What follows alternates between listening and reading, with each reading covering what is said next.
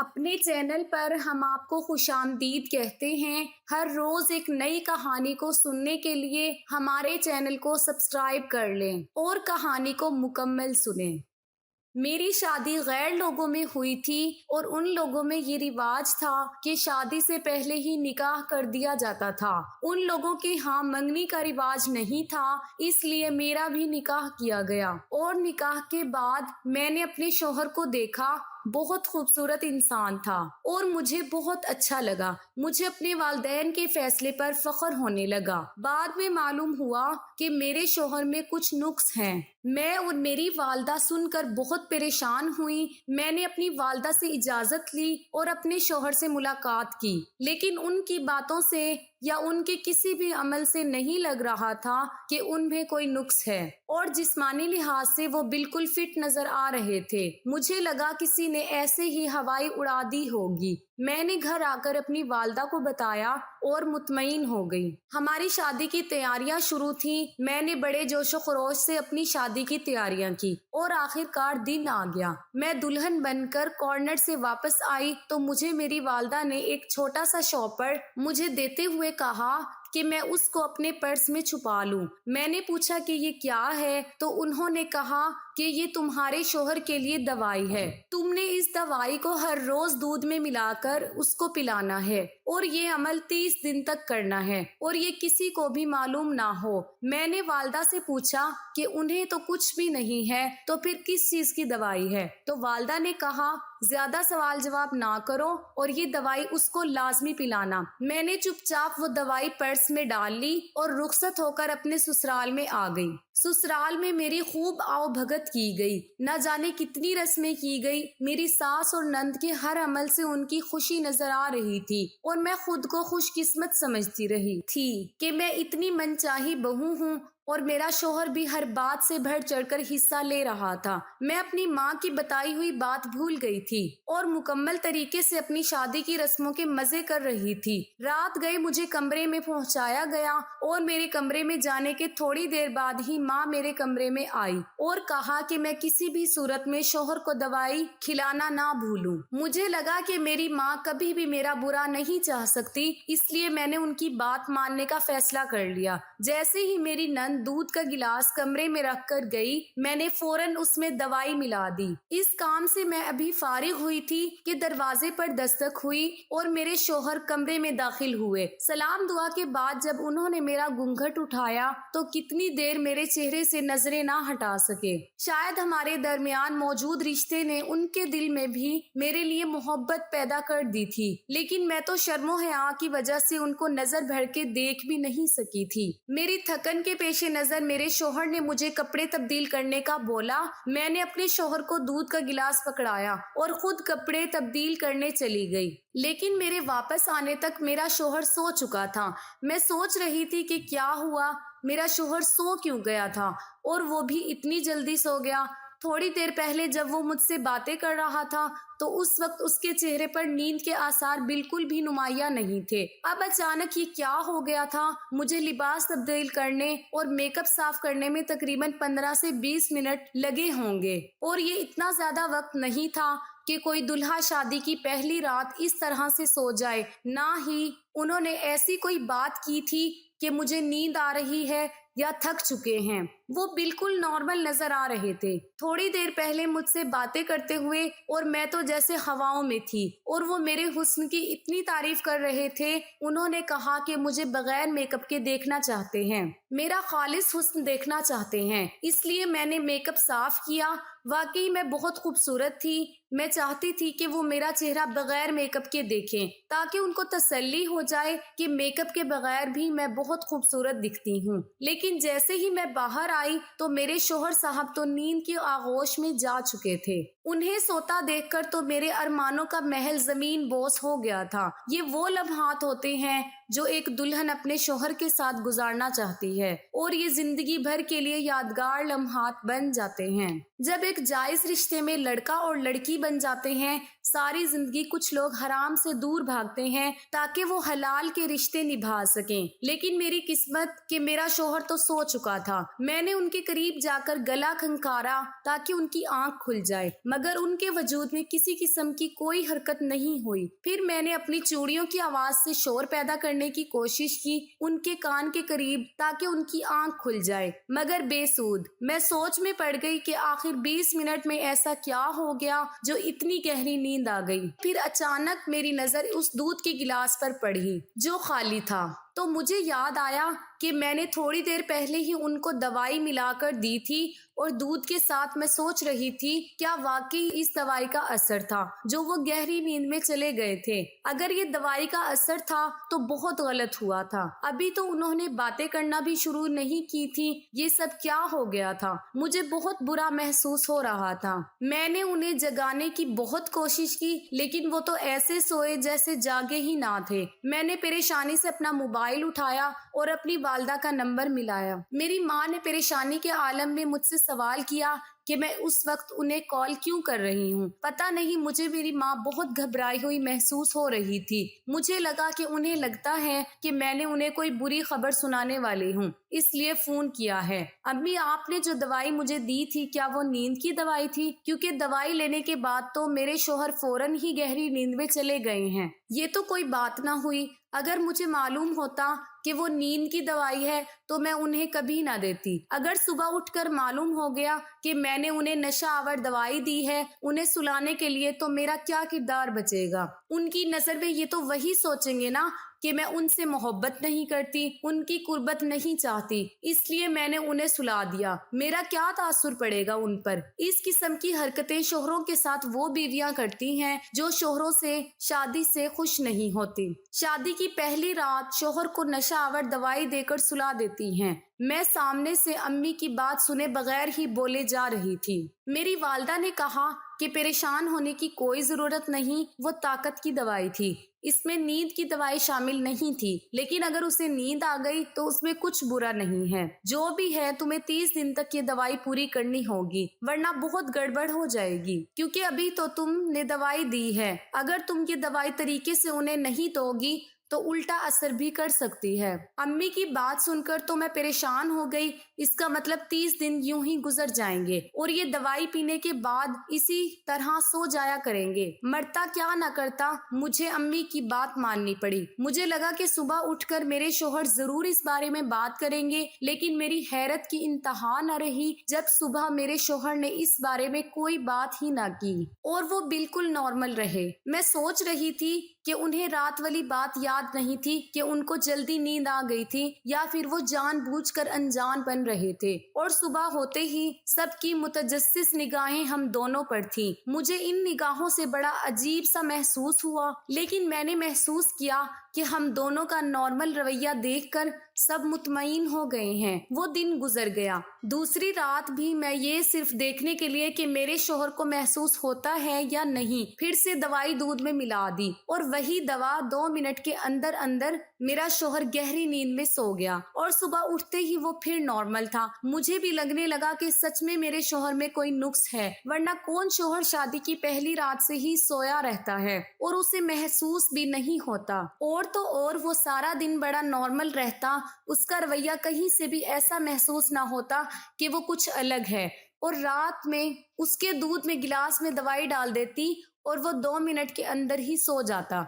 मेरा शोहर सारा दिन ऑफिस में होता था, रात को वापस आते हमारी बात होती, फिर मुझे मजबूरन दूध में दवाई मिलाकर देनी होती थी और वो गहरी नींद में चले जाते। मैंने वो दवाई छुपाई हुई थी खास जगह पर। मैं नहीं चाहती थी कि किसी की नजर इस दवाई पर पड़ जाए, खासकर मेरे शोहर की नजर। ना वो मेरे बारे में क्या सोचेंगे कि मैं क्या करती फिर रही हूँ उनके नाक के नीचे। इस शादी को लेकर जो मेरी ख्वाहिशात या मैंने जो कुछ सोच रखा था वो सब मुझे ख्वाब लगने लगा था। ये शादी मेरे लिए एक मुकाबला बन गई थी। मुझे अपने शोहर का राज मालूम करना था, क्योंकि उसके नाम पर ब्याह कराई थी और मैंने सारी जिंदगी उसी के साथ गुजारनी थी। इस सारे सिलसिले में 15 दिन गुजर गए और मैं रोजाना अपने शोहर को दवाई दे देती थी, लेकिन मेरे भी कुछ जज्बात थे। हर नई नवेली दुल्हन की तरह मेरे अंदर भी जज्बात का समंदर ठाटे मारने लगा था। मैंने सोचा ये ख्वाहिश तो खुदा की नजर में जायज है, بلکہ خدا نے اس کا حکم دیا ہے، تو پھر میں کیوں اپنے آپ پر ظلم کر رہی ہوں؟ میں نہ صرف اپنے آپ پر ظلم کر رہی تھی بلکہ اپنے شوہر پر بھی ظلم کر رہی تھی۔ مجھے لگ رہا تھا کہ ان میں کوئی نقص نہیں ہے، بلا وجہ یہ بات پھیلائی گئی تھی، اور ایک رات جذبات کے ہاتھوں مجبور ہو کر میں نے ایک دن اپنے شوہر کو بغیر دوائی کے دودھ پلا دیا۔ پھر ویسا ہی ہونے لگا جیسے میری خواہش تھی۔ میرے شوہر محبت بھری باتیں کرنے کے بعد قریب آئے۔ ابھی ہمیں لیٹے کچھ ہی دیر گزری تھی کہ مجھے عجیب سا کچھ محسوس ہوا، اور جب میں نے لائٹ جلائی دیکھا تو میرے پاؤں کے نیچے سے زمین نکل گئی۔ یہ کیا ہو رہا تھا میرے ساتھ؟ یہ میرا شوہر میرے ساتھ کیا کر رہا تھا؟ اور وہ کیا سے کیا بن گیا تھا؟ اس کو اس حال میں دیکھ کر تو میری چیخ بلند ہوئی تھی۔ میں پھٹی پھٹی آنکھوں سے اپنے شوہر کو دیکھنے لگی۔ اسی وقت مجھے احساس ہو گیا کہ میرے ساتھ کتنا بڑا دھوکہ ہوا ہے۔ یہی وہ نسخہ جس کی باتیں بار بار میری والدہ مجھ سے کر رہی تھی، اور مجھے سمجھ نہیں آ رہا تھا۔ مجھے میرے شوہر سے خوف آنے لگا۔ مجھے اور تو کچھ سمجھ نہ آیا۔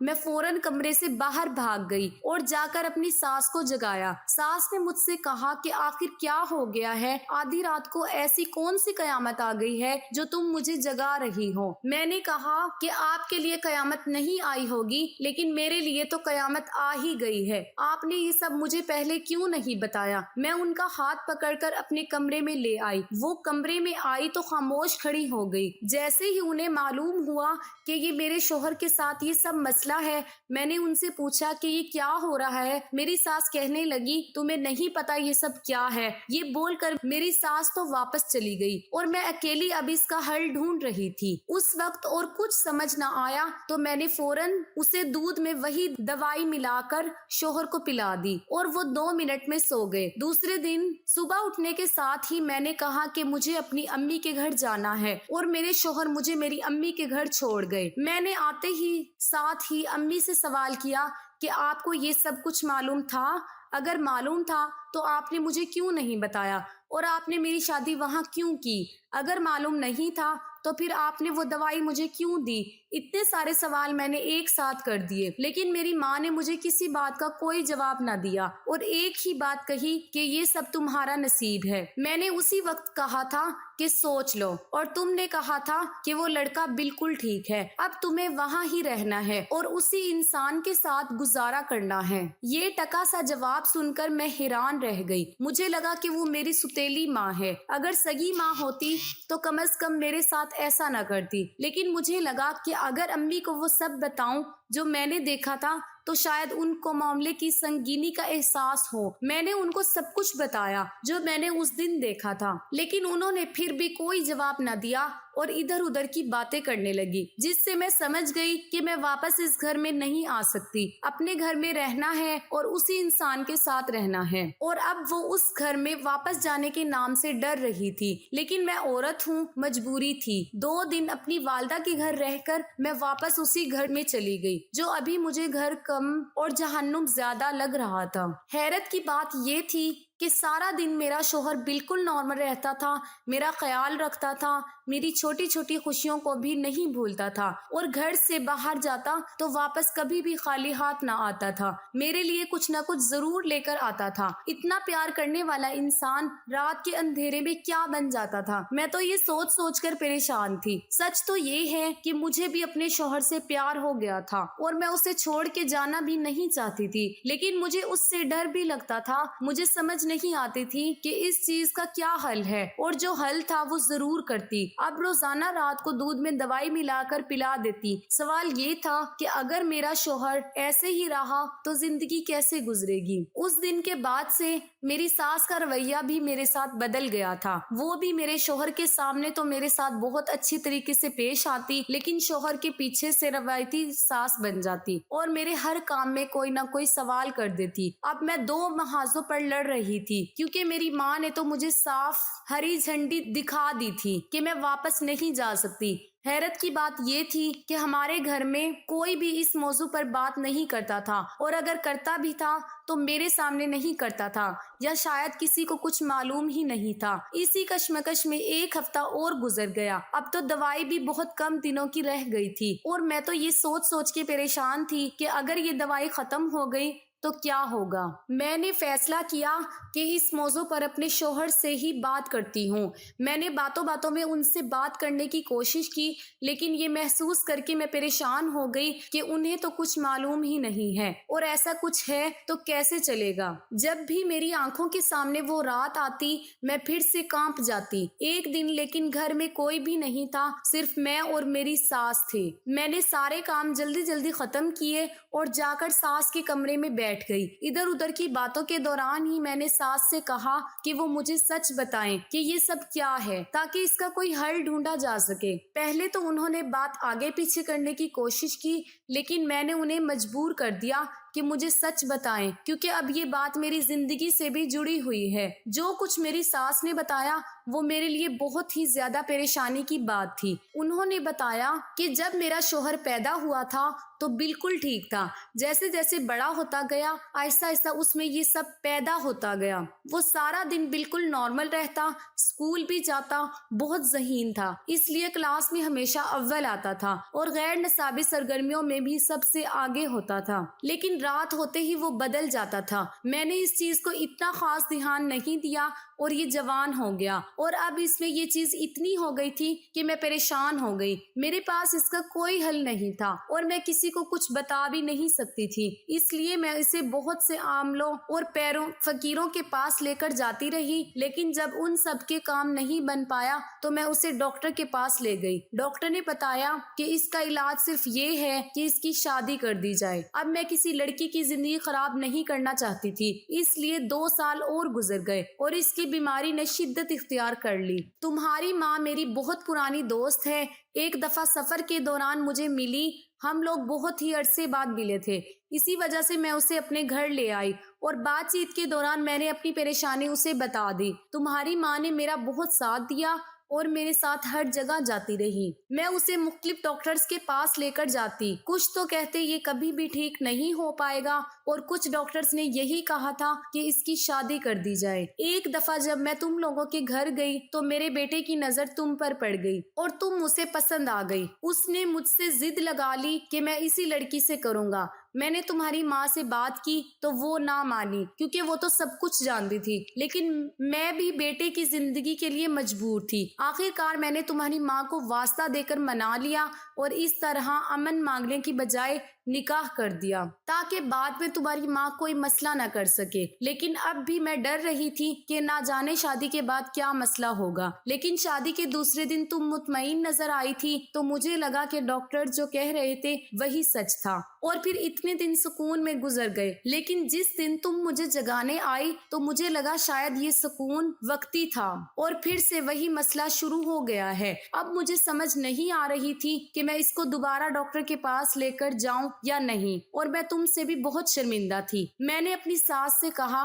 کہ جو ہونا تھا وہ تو ہو گیا، اب وہ میرا شوہر ہے اور اس کا ساتھ دینا میرا فرض ہے۔ میں نے اس کو بتا دیا کہ مجھے میری ماں نے ایک دوائی دی تھی جو کہ میں ان کو دودھ میں ڈال کر پلاتی ہوں، جس کی وجہ سے وہ 2 منٹ میں سو جاتے ہیں۔ لیکن میری ساس نے کہا کہ یہ مسئلے کا حل نہیں ہے، وہ جس دن جاگتا رہے گا اس دن وہی ہوگا۔ اس وقت تو میں خاموش ہو گئی، لیکن اب مجھے ایک امید تھی کہ میں اپنے شوہر کو ٹھیک کر لوں گی۔ ایک دن رات کو میری آنکھ کھلی تو وہی سب پھر ہو رہا تھا، مطلب میرے شوہر میرا میک اپ کا سامان نکال کر خود کو میک اپ کر رہے تھے۔ جی بالکل، میرے شوہر دوہری شخصیت کا شکار تھے، وہ دن کو مرد تھے تو رات کو خود کو عورت سمجھنے لگتے، اور یہی ان کی شخصیت کی گروہ تھی جو مجھے کھولنی تھی۔ مجھے یاد آیا کہ آج میں نے ان کے دودھ میں دوائی کی مقدار کم ڈالی تھی، شاید اسی لیے آدھی رات کو وہ جاگ گئے تھے۔ میں جب ان کے پاس گئی تو وہ خود کو عورت سمجھ رہے تھے، عورت کی آواز میں بات کر رہے تھے اور مجھے مرد سمجھ رہے تھے۔ وہ ٹائم بڑی مشکل سے گزرا